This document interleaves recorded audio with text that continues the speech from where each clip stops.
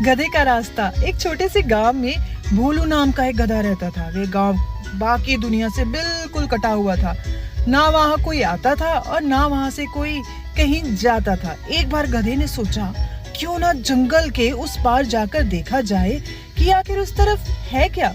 अगले दिन भोर में ही वह जंगल की ओर बढ़ चला। जंगल घना था और गधा मूर्ख बिना सोचे समझे उसे जिधर मन करता उधर चल पड़ता। जैसे जैसे करके उसने जंगल पार कर लिया। दूसरे छोर पर स्थित एक और गांव में पहुंच ही गया। उधर गांव में हल्ला मच गया कि भोलू गांव छोड़कर चला गया। अरे सुन रहे हो, भोलू गांव छोड़कर चला गया।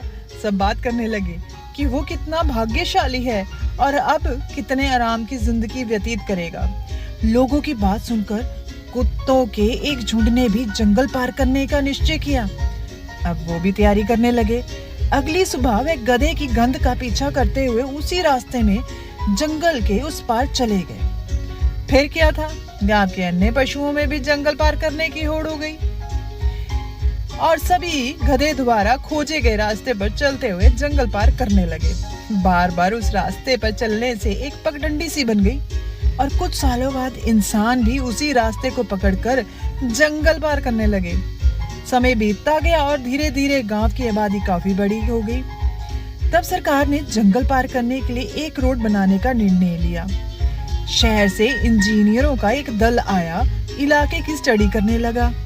गांव वालों ने बताया कि जंगल पार करने के लिए एक पगडंडी बनी हुई है। अगर उसी पर रोड बना दी जाए तो अच्छा रहेगा। उनकी बात सुनकर चीफ इंजीनियर थोड़ा मुस्कुराया और बोला, क्या मैं जान सकता हूँ ये पगडंडी किसने बनाई? गांव के एक बुजुर्ग बोले, जहाँ तक मुझे पता है ये रास्ता किसी गधे ने खोजा था और उसने पूरी कहानी कह सुनाई।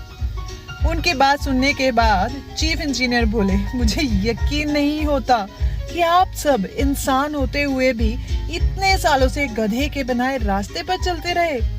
पता है ये रास्ता कितना कठिन और लंबा है, जबकि हमने जो रास्ता खोजा है वो इसका 1/4 भी नहीं है और उसे पार करना भी काफी आसान है। आज गांव वालों को अपनी गलती का एहसास हो रहा था। वे सोच रहे थे कि काश उन्हें एक नया रास्ता खोजने का प्रयास किया होता। दोस्तों, जो गलती उन गांव वालों ने की, कहीं वही गलती हम भी तो नहीं कर रहे?